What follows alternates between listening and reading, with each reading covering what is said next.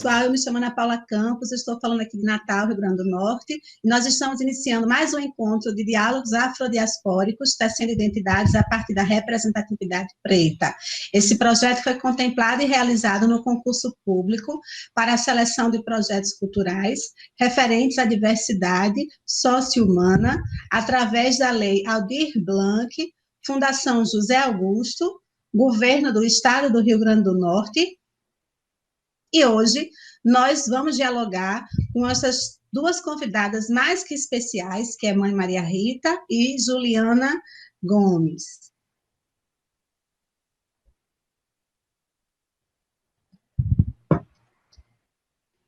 Então, eu vou aqui apresentar as nossas convidadas. Mãe Maria Rita, ela é mestre em Ciências Sociais pela UFRN, especialista em África e Africanidades e Religiões Afro-Brasileiras pela UFBA, Ialacé, do Ilê, Iá, Omiacé, Ossum, e sacerdotisa da Jurema Santa e Sagrada do RM. Falei tudo certinho, Mãe Rita? Tudo certinho. Tudo certinho. Então, vamos lá. Juliana Gomes é pedagoga, formada pela UFRN, é pós-graduanda em História e Cultura Afro-Brasileira no Instituto Nacional de Ensino, é candomblessista, filha de Oxum e mãe de Niara. Atualmente, Juliana é educadora na Rede Básica de Ensino, integrante do Grupo Cultural IB Logum e promotora popular pelos direitos das comunidades tradicionais do RN. Maravilha, só tem potência aqui. E nossa Gabi, por gentileza, você não mandou a sua mini bio, né, mulher? Mulher, você é ridícula. Você liga aí o... Liga aí o seu áudio e se apresente, por gentileza. Meu nome é Gabriela Rodrigues Ferreira, sou formada em Letras Livres pela UFRN, trabalho como tradutora e intérprete de Libras já faz uns 8 anos, mais ou menos. Na minha família tenho um pai surdo, sou casada com surdo, tenho familiares surdos, por isso convivo muito na comunidade surda. E é isso. Maravilha. Então, só tem potência mesmo aqui. E aí, eu queria começar jogando a bola para a mãe Ritinha, para a mãe Maria Rita, para ela nos falar um pouquinho sobre essa questão do racismo na sociedade, como é que ela vê essas questões e como isso tem ligação com o racismo religioso nas escolas. Vamos lá? Boa tarde a todas. 4 maravilhosos filhos de Oxum. É um prazer estar aqui, né? Muito bom. Se for falar sobre o racismo, eu acho que a gente tem que começar a construir de onde vem essa perspectiva de um racismo como uma forma de política de Estado, né? Como é que se estrutura o pensamento racista, como é que ele se torna de valores culturais a valores tão massivos ao ponto de conduzir a política de um Estado, né? E, para mim, esse racismo ele se inicia quando a África é invadida, quando a África ela é totalmente destratada, né, com um termo ameno para todo o genocídio do povo africano e para o êxodo do povo africano, quando as colônias se tornam a principal fonte de renda dos grandes centros comerciais do mundo, né? E aí, no caso do Brasil, quando o Brasil começa a receber africanos trazidos escravizados da sua terra, desprovido totalmente da sua cultura, da sua condição humana, e passam a ser apenas mão de obra de um mercado explorador numa era de plena industrialização para a Europa. As colônias elas passam a ser um submundo, e aí essa condição de submundo passa também a ser uma condição de subhumano para o povo africano, né? E aí essa política estrutural ela vai se conectando a valores, desde o mercado, a condição humana, a condição cultural, e se transforma numa política de Estado no Brasil. E aí, como havia toda uma construção da política já do racismo contra o povo africano a partir das colônias, essa ideia de que os negros não estão aptos à convivência social, não têm capacidade de acompanhar o desenvolvimento humano, não tem perspectiva futura, ela vai se transformar numa política de Estado que vai permear desde a colonização brasileira, desde a ocupação brasileira, tanto com os negros como com os indígenas, Com os negros se tornam mais acentuados os distratos e a escravidão por conta do comércio braçal, né? E aí, assim, a gente já tem um povo que convivia com o comércio. Os africanos já falavam diversas línguas, já tinham conhecimento milenar, não que os indígenas não tivessem, mas eles haviam tido contato com diversas formas de comércio no mundo. Não era um povo sem uma civilização estruturada. E ele vai se adequar a essa condição escravocrata pela questão da sobrevivência, né? E todo o conhecimento desse povo passa a ser relegado a um conhecimento não importante, um conhecimento que não deve ser absorvido pela política que vai pensar uma educação para o povo brasileiro. E aí, todo o período da colônia, há inúmeros levantes do conhecimento desse povo, que vai se disseminando nas estruturas sociais do Brasil, né? Vai constituindo o que a gente chama de nacionalidade brasileira a partir das classes populares. E essa política de Estado, ela vai desde a história da Primeira República até o momento atual. O Estado brasileiro, ele nunca priorizou a educação dos povos africanos, nem dos povos tradicionais do Brasil. A primeira questão é colocar o povo negro como não tendo direito a ir à escola. Nós temos mais de 50 anos pós-escravatura, né, pós-libertação dos escravos, que nós não tínhamos permissão de entrarmos na escola. Negro não deveria ler e escrever. Isso era uma política do Estado. Nós não tínhamos permissão de irmos à escola. Quando fomos absorvidos pela escola, nós fomos absorvidos porque a grande massa de pessoas no Brasil eram negras e existia uma necessidade de mão de obra. E aí vem a industrialização, que traz os imigrantes europeus para o Brasil, e mais uma vez, nossa educação ela não é priorizada. Quando a gente chega no Estado Novo, que há, né, na mudança do século, um pensamento de eugenia das populações das colônias, não só no Brasil, mas em todo o mundo, que as pessoas, às vezes, elas se referem como se Hitler tivesse sido um acontecimento inusitado. Não. Foram ideias há mais de 40 anos que foram disseminadas, cultivadas e debatidas, inclusive academicamente, de como melhorar a raça brasileira. E aí esses povos já eram excluídos, já eram tidos apenas como mão de obra braçal, desconhecidos, né? Nós temos ainda muito o que estudar sobre os povos tradicionais que vieram da África. E na Nova República, a gente vai começar a ideia de que nós temos que clarear o povo brasileiro, miscigenar o máximo possível. E aí essa política que é de racismo estrutural passa a ser não só uma política de Estado, mas passa a ser uma política do pensamento brasileiro. E aí começam-se a ideia de casar as pessoas, as mais negras com as mais brancas, que a gente vê muito esse debate, porque a gente cria uma ideia de educação formal. E a educação é toda a forma de pensar e de constituir valores.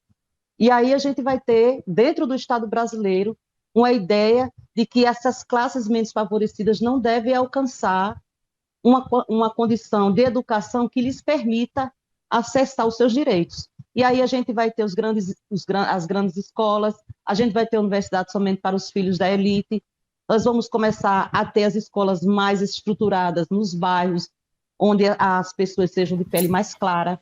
A gente tem uma política de organização dessa educação a partir de uma condição racista.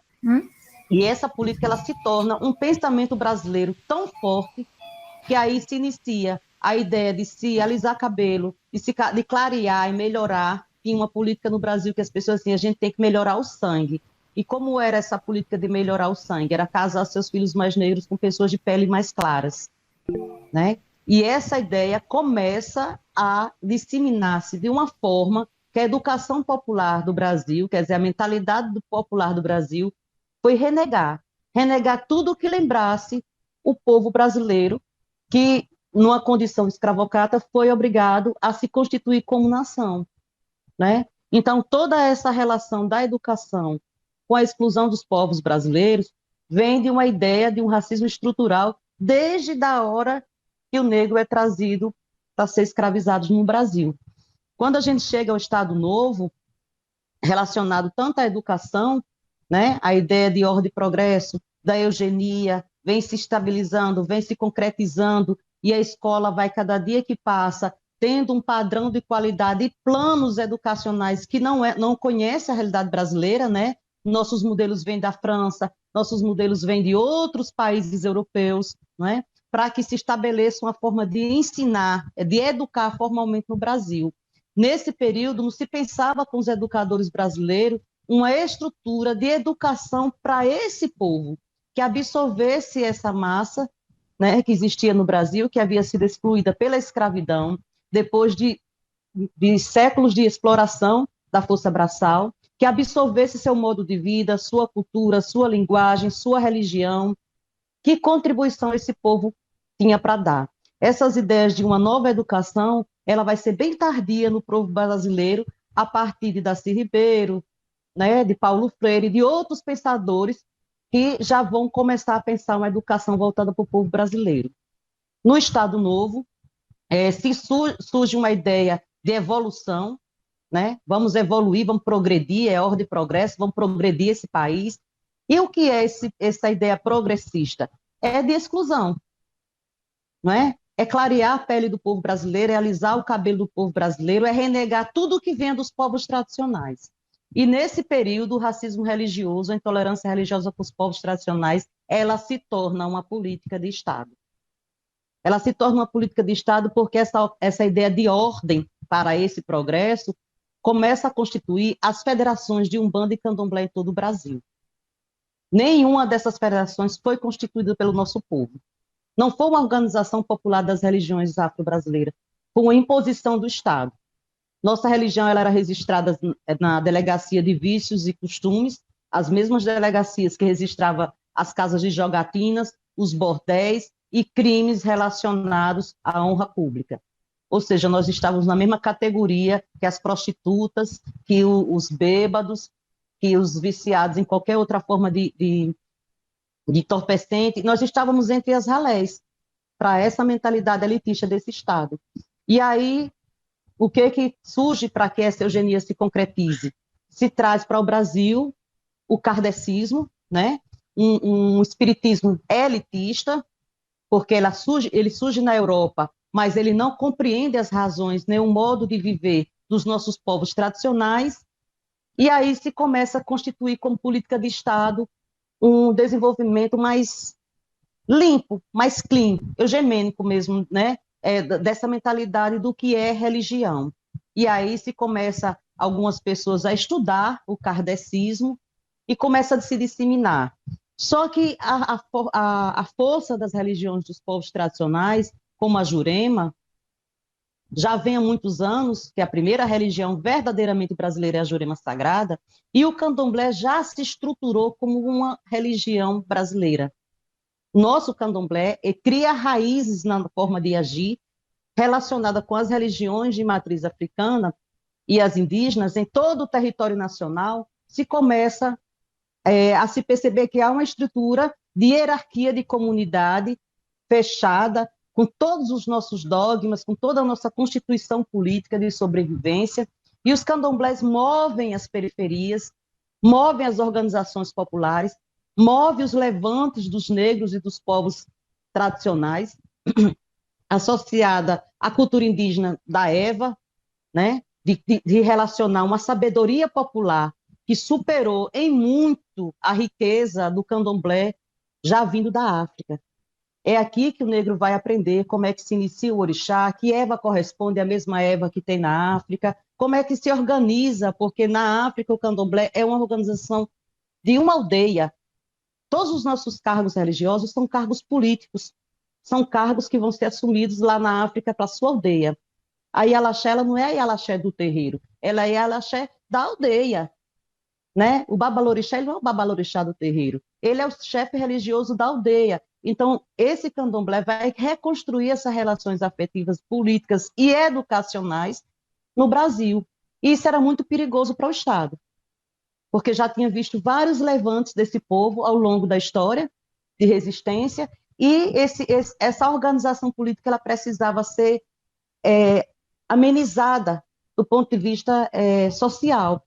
E aí os candomblés começam a ser empurrados para as periferias, para os lugares onde a pobreza habita, que fique longe das vistas, E aí o Estado estabelece uma política que vai se tornar a nossa mais jovem religião, que é a Umbanda. A Umbanda é a construção de uma política de Estado. Todas as entidades que há na Umbanda, elas já trabalhavam há séculos na Jurema. Preto Velho não é de Umbanda, Caboclo não é de Umbanda. Eu escuto muito as pessoas dizer assim, porque na Umbanda, o Caboclo na Umbanda, vamos fazer uma mesa de Preto Velho como na Umbanda. A Umbanda tem 130 anos, é a mais jovem religião afro-brasileira. O que vai acontecer com esse processo de eugenia?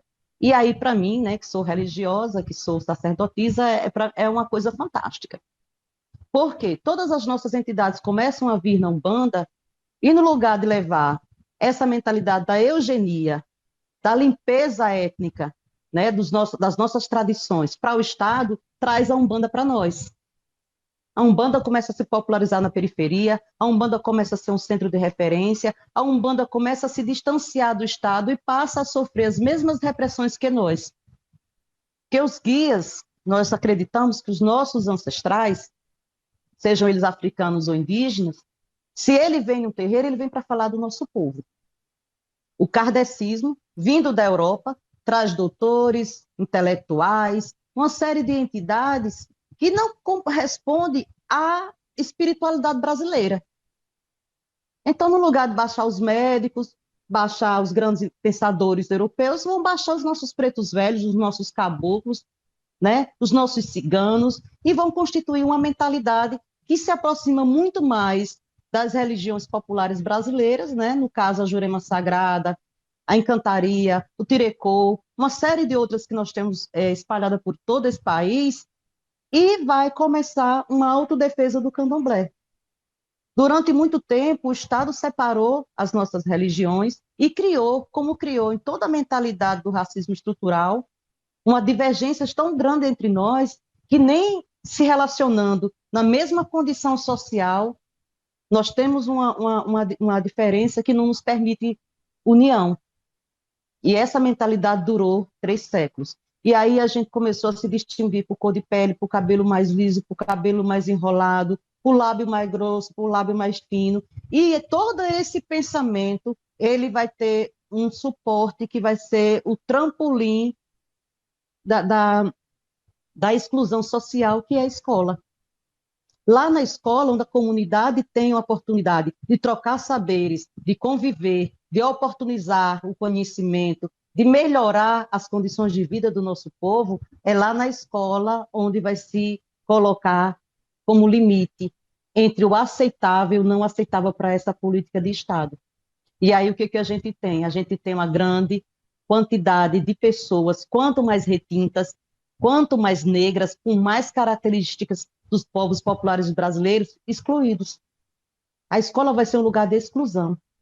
Então, a gente cria uma grande massa que nunca vai chegar na universidade, a gente cria uma grande massa que nunca vai ser escolarizada, porque a escola está constantemente dizendo para essa criança negra que lá não é o lugar dela, que não há espaço para o conhecimento que ela traz do terreiro, que não há espaço para o conhecimento que ela traz da periferia, o seu modo de agir, o seu modo de falar, o seu modo de se comportar, o seu cabelo, os seus lábios, a cor da sua pele, o modo como você até se comporta em sala de aula será motivo para dizer se você está apto ou não a ser alguém que estude. É tanto que se criou algumas mentalidades, né? Se criou uma mentalidade de que as crianças negras não aprendiam no mesmo ritmo. Quanto mais clara a pele, mais rápido a criança aprendia, né? Há algumas terminologias que depois de uma certa idade não se aprendia mais, né? Que o negro quando não faz quando entra é porque vai fazer quando sai, não é? Que alguns trabalhos são serviços de negro, né? E isso vai ser uma coisa terrível, porque até a década de 40 nós teremos de 4 a 5 professoras negras em toda a rede pública de ensino do Brasil, e em nível superior nenhuma, né? Então a gente tem uma política que a gente vê os dados do IPEA, que até a década de 60, 70 no Brasil, nós temos 80% da população infantil e adolescente negra das periferias em baixa escolaridade, né? Semi-analfabetos ou analfabetos funcionais, nós vamos ter um funil cada vez mais estreito para que essas representações elas não cheguem a ter formação acadêmica. Nós vamos ter inúmeros pesquisadores estudando o candomblé, escrevendo livros sobre o candomblé, mas eles não são academicistas, eles são formadores, pensadores que estudam, como é o caso de Edson Carneiro, que vem de Pierre Véger, que vem, né, vem como exótico e acaba se tornando um membro do candomblé. A gente tem Darcy Ribeiro, a gente tem vários pensadores, porque é a elite pensante brasileira que vai começar a se voltar como uma coisa exótica para esse universo das religiões tradicionais, mas não tem, por exemplo, uma base de pesquisa, um núcleo de pesquisa, um comprometimento acadêmico em pesquisar esse povo. E aí eu queria convidar a Juliana Gomes para dar prosseguimento a essa conversa, né? E falar mais sobretudo sobre essas questões educacionais, né, Ju? Você que é professora, como é que você vê isso aí? Boa tarde, pessoal. Peço licença à minha mais velha e à Rita. Quero agradecer pelo convite, Ana, mais uma vez, poder dividir esse espaço com você. Essa tarde regada pelas águas, né? Que coisa boa. Então, pegando como ponto de partida a fala de a Rita, que trouxe considerações bem importantes, a gente pode trazer para o sistema educacional brasileiro como ele funciona hoje. O projeto de colonização que se deu aqui no Brasil, a formação do povo brasileiro, fez com que o modelo de educação que a gente tem hoje seja pautado principalmente nos princípios da religião cristã, né? E eu já vou trazer agora o professor Luiz Rufino, que é professor da UERJ, que ele denomina isso muito bem de marafunda, né, de carrego colonial. E esse carrego colonial é justamente essa herança que a gente vê hoje presente na nossa sociedade em todos os aspectos, né? Quando a gente fala de racismo estrutural, a gente está falando de uma sociedade baseada numa estrutura que tem como base o racismo, e esse racismo ele se expressa em todos os âmbitos. E principalmente, que não deveria ser, mas na escola, né? Começando por essa educação pautada no princípio cristão, que tem como discurso hegemônico práticas e discursos, né, que reforçam cada vez mais essa situação. E aí a gente pode elencar vários aspectos baseados nisso, né? Primeiro, a gente pode falar na falta da representatividade dentro da escola, né? A escola que seria o espaço de desconstrução e de construção de identidades, sobretudo de crianças negras, e quando eu falo de crianças negras, eu estou falando da importância, visto que as crianças negras estão dentro dessa parcela excluída na sociedade, né? E a elaboração, o surgimento da Lei 10.639, que traz a obrigatoriedade do ensino, né, da história e cultura africana e afro-brasileira nas escolas. Em 2004, a gente vai ter, a partir da elaboração do Ministério da Educação, as orientações e ações para a educação das relações étnico-raciais, né, e faz parte da competência dos órgãos estaduais e municipais a fiscalização para que a efetivação dessa lei seja, de fato, implementada nas escolas. Mas o que é que a gente vê? A história do negro brasileiro vista unicamente a partir da visão da escravidão, né? Então, a contribuição do negro brasileiro para a formação do povo brasileiro foi a força, o trabalho braçal, né, no processo de escravidão e só. Então, a partir daí, principalmente quando a gente fala de e eu estou falando de escola, de criança, mas são problemas que a gente pode ver até dentro da academia também em relação a isso, né? Quando a gente fala da aplicabilidade da lei, a gente pensa só em escola, mas ela também não funciona dentro da universidade. A Universidade Federal do Rio Grande do Norte, por exemplo, a gente tem uma disciplina optativa, né, de história e cultura indígena, africana e afro-brasileira. Ou seja, não é obrigatório. Todas as pessoas que estão em formação, os futuros educadores, os futuros pedagogos, não têm acesso obrigatório a essa disciplina, né, uma disciplina optativa, então começa daí. Se todas as pessoas não têm acesso a esse tipo de conhecimento, que tipo de educação eu vou fornecer quando eu sair da academia, quando eu estiver atuando como profissional? E aí esse problema de base, ele se estende às escolas, né? Essa lei, ela não garante, infelizmente, que a escola vá, de fato, efetivar a sua aplicabilidade. Se não houver a fiscalização, e a gente sabe que não tem, né? Então, em relação à construção da identidade das crianças negras dentro da escola, começa errado daí, quando o negro brasileiro, o negro africano, aparece apenas na história da escravidão. Então, a partir desse imaginário que vai sendo criado, dessa construção, a escola continua perpetuando os discursos racistas e excludentes, né? E aí, a partir disso, tudo que é ligado à população negra, aos nossos ancestrais africanos que vieram para cá, tudo que é ligado é visto como feio, é ligado como errado, é sujo, é endemonizado, né, também. Então, são ações que a escola pratica que só servem para alimentar essa estrutura racista. E aí, a gente vê, a partir desses discursos que são perpetuados pela escola, são várias coisas que a gente acaba querendo falar tudo de uma vez. Mas a folclorização, né? Porque quando a gente sai desse âmbito da escravidão, a gente vai para a folclorização da nossa história, da história dos nossos ancestrais, né? Sejam os indígenas, sejam os negros africanos. Então, datas comemorativas, como o Dia do Índio, que a escola comete o grande erro de ir lá e feita os meninos, fantasia os meninos de indígenas, só que esvaziando a história. A gente não sabe, na verdade, na escola, como se deu esse processo da formação do povo brasileiro, as devidas contribuições, tanto dos indígenas quanto dos negros africanos que vieram para cá. A gente não sabe nesse processo de folclorização.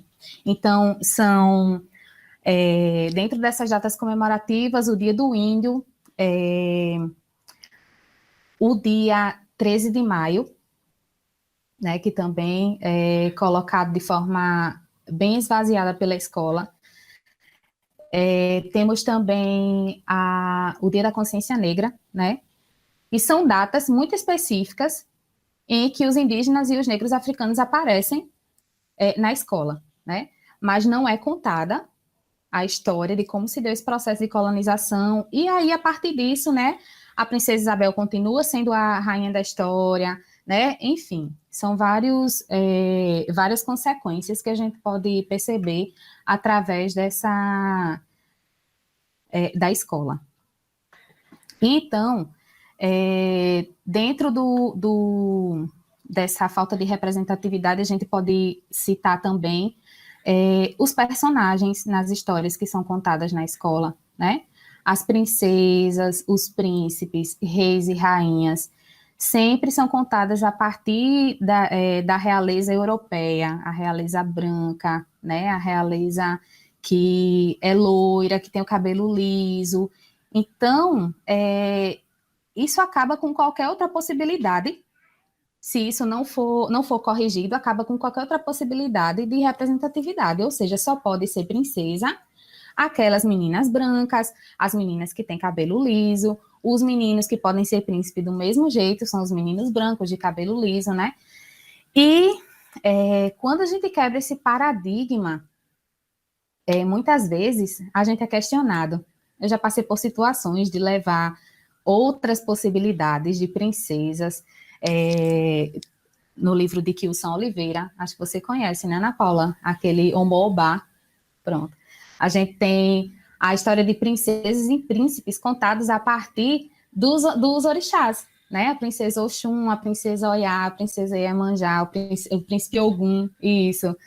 Então, assim, há possibilidades, nós temos ferramentas para que isso aconteça, né? O que falta é a gente sair dessa perspectiva colonial, dessa perspectiva eurocêntrica que a escola insiste em alimentar.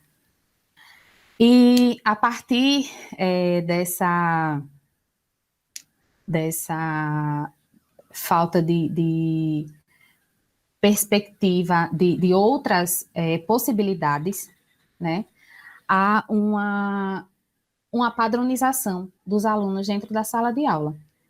E essa padronização, ela é muito perigosa, porque ela vai fazer com que os educadores vejam a sala como uma coisa única, como é que eu posso dizer? Falta diversidade, né? Então, assim, pensam erroneamente em práticas educativas que tentam tratar todos os alunos como iguais, quando, na verdade, isso só serve para que a gente aumente as práticas discriminatórias, os silenciamentos, né, como é que diz? A gente homogeneizar, onde, na verdade, não existe essa homogeneização, né? E o que faz com que isso piore dentro das escolas é a falta de questionamento, a falta de... Sumiu a palavra, minha gente, socorro. Capacitação, né? A falta de capacitação e a própria falta de interesse de sair da sua zona de conforto, né? Isso faz com que essas práticas discriminatórias só se perpetuem dentro da escola. Outro ponto que eu gostaria de falar também é, a partir desse discurso cristão dentro da escola, dentro da própria escola, surge um movimento de demonização de tudo que está fora disso, né? Então, a gente tem principalmente a demonização de Exu, sobretudo dentro das escolas, né? E aí, partindo do princípio de Exu, eu queria fazer um movimento aqui de trazer um pouco, até a partir continuando a partir do professor Luiz Rufino, sobre o movimento que Exu traz, né?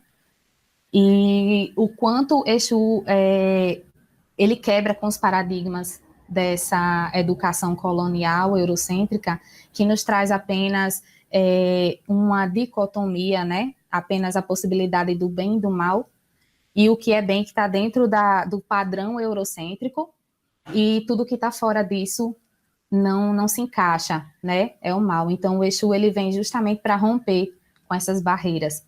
Ele vem justamente para mostrar que a vida é feita de possibilidades, né? A encruzilhada está aí para mostrar isso, né? Que, ao mesmo tempo que essas muitas possibilidades, elas trazem dúvidas, mas elas nos mostram outros caminhos, né? Existem outras formas de coexistir, existem outras formas de fazer também, e que está fora desse paradigma que está incrustado na sociedade, nesse sistema educacional. Então, talvez aí seja um dos motivos pelo qual Exu é tão visto de forma tão pejorativa, de forma tão negativa, né? Porque ele vem quebrar com tudo isso que está posto, né? Com esse status quo, ele vem quebrar justamente com dizer que não, está fora do padrão, mas nem por isso é errado, né? Faz o certo virar errado e o errado virar certo. E é isso mesmo. Quando a gente tenta, nesse movimento, fazer de uma forma que quebra esses paradigmas, então nós somos questionados, né? Nós somos questionados. E eu percebo assim, tanto enquanto mãe, enquanto educadora, né? Enquanto candomblessista, e mesmo pelo fato de ser adulta, muito bem resolvida, e de não ter problema nenhum em conversar sobre a minha religião, a gente dentro desse sistema educacional que a gente está inserida, a gente é tolhida o tempo todo, né? A gente é tolhida e quando a gente tenta sair um pouco daquilo que está posto, daquele roteiro, a gente é tolhida justamente por causa desse padrão eurocêntrico que existe, sobretudo dentro da escola, né? E dentro dessa às vezes some, eu tô nervosinha. Dentro desse padrão e desse racismo estrutural, a gente precisa ter muito cuidado, principalmente quando se diz respeito à escola, né, aos nossos alunos, às nossas crianças, as nossas crianças pretas que estão dentro da escola. Tudo aquilo que a escola reproduz, o quanto é perigoso, né? Eu tive uma experiência uma vez no nível 4, veja bem, crianças de 4 anos de idade, 4 ou 5 anos de idade, e um menininho negro, retinto, a gente estava numa brincadeira, num jogo de montar corpos, né, com profissões, e tinham profissões das diversas, mais diversas profissões. E tinha policial, tinha um capoeirista, tinha bombeiro, médico, né? E o capoeirista estava com um chicotô descalço, era um homem negro, e a gente fez uma brincadeira de juntar peças variadas, né? E ele vestiu o policial, o médico e os pés do capoeirista, né? Então, ele, quando viu, ele ficou surpreso, olhou para mim, professora, mas ele é um ladrão? Aquilo, eu acho que é uma situação assim que eu nunca vou esquecer, até quando eu me aposentar, eu vou estar me lembrando disso, sabe? Porque é muito chocante. Veja bem, uma criança de 4 anos, né, que já vem de uma situação, ele vinha de uma situação de vulnerabilidade social e chega na escola e esse discurso é reforçado, né? O lugar do negro no Brasil, o lugar da criança negra, o lugar da criança que mora numa comunidade em situação de vulnerabilidade, né? Qual o lugar dele na sociedade, né? E esses papéis são reforçados pela escola, por causa dessa estrutura em que a escola está inserida, né? E aí, a gente, enquanto educador, a gente precisa perceber que o processo de educação, os espaços educacionais, eles não estão só na escola, né? Eles estão para fora da escola, dentro da casa que as crianças moram, nos espaços em que frequentam, os espaços religiosos, né? É nosso dever, enquanto educadores, conhecer nossos alunos, né? Tem muitos alunos dentro da escola que são de famílias de religiões de matriz africana, né? E no terreiro, uma criança aprende que o orixá é amor, o orixá é colo, o orixá é acolhimento. E essa criança chega na escola e o discurso que é reforçado na escola é totalmente contrário, né? São crianças que muitas vezes assumem cargos e postos importantes dentro do terreiro, né? São meninos ogãs, são meninas equebe, enfim, elas aprendem dentro da comunidade de terreiro que a religião é um dos pilares que vão dar força, que vão estruturar, que vão servir de base para a construção da sua identidade. Então, como é que eu posso não pensar, enquanto educadora, que essa criança, ela vem dessa realidade e chega na escola e eu passo para ela uma coisa totalmente diferente, né? Na escola, fala-se, até nas escolas em que se pregam uma diversidade, uma pluralidade, um discurso plural, né? Um discurso que apoia a diversidade, mas, na verdade, a gente não vê. Por quê? Pautado nessas práticas da religiosidade cristã, o que é que as escolas fazem? Chega lá, antes de começar a aula, reza um Pai Nosso. Antes de começar o lanche, reza o Pai Nosso. Né? Onde é que está essa pluralidade? Né? E a pluralidade pensada dentro da escola é justamente para acabar com esses discursos que silenciam as outras possibilidades do ser. Né?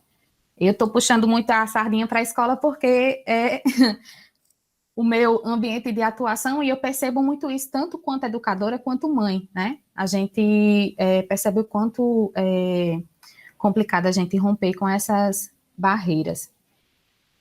E deixa eu ver o que mais aqui. Eu fiz uma pautinha. Enfim, para falar sobre... Pronto, a escola, ela, enquanto instituição que desempenha essa função social, que serve como base, além da família, né, para a construção da identidade das crianças, a gente precisa sair da nossa zona de conforto e ter o olhar de enxergar, né? A gente tem um historiador chamado Ricardo Oriá, que ele fala muito sobre daltonismo cultural, né? Essa falta de representatividade, ela se dá a partir desse daltonismo cultural e faz com que o educador olhe para dentro da sala de aula e veja uma cor só, uma coisa só, né? Onde, na verdade, a gente sabe que não é bem isso. As crianças, elas vêm de realidades diferentes, de vivências diferentes, de instituições religiosas diferentes, né? E isso precisa ser observado dentro da escola. A gente precisa sair desse paradigma colonial, desse modelo eurocêntrico de educação, né, que faz com que a gente trate os nossos alunos como uma coisa só, né? E fazendo isso, a escola fazendo isso, não trazendo questionamentos, não trazendo representatividade, não tendo esse olhar diverso, né, plural para seus alunos, alimenta mais e mais essa estrutura racista que a gente vive, né, excludente, essa estrutura que violenta nossas crianças, porque são situações que violentam, são situações de violência simbólica, né, violência ideológica, e muitas vezes são piores do que as violências físicas, né, porque quando a gente fala de construção de identidade e de crianças, né, a gente está falando dos futuros adultos preconceituosos, racistas, homofóbicos ou adultos deprimidos, né? Então, a gente, enquanto educadores, a gente desempenha um papel fundamental, tanto para abalar essas estruturas, né, quanto para salvar a vida dessas crianças, mesmo. É isso. Perfeito, maravilha de debate, só enriqueceu aqui o nosso momento. Eu quero agradecer a todos que assistiram, quero agradecer à mãe Maria Rita por essa aula, Juliana também, que deu assim esse momento de soleamento do nosso pensamento, né, dessa temática de racismo religioso, e agradecer a nossa intérprete, Gabriela Rodrigues, que também deu show aqui, tornando mais acessível a nossa conversa. É isso, muito obrigada. Quero agradecer também a nossa equipe técnica, Fábio de Oliveira, que está aqui por trás da equipe Odara Produções, que está cuidando de tudo e é quem tem dado condições para a gente conseguir fazer, porque Ritinha, eu sou igual a você, viu? Eu fico só aqui na pose, mas quem cuida de tudo aqui é ele, se não fosse ele, eu estava, né, no modelo. Então é isso. Até a próxima, axé, e vamos embora. Obrigada.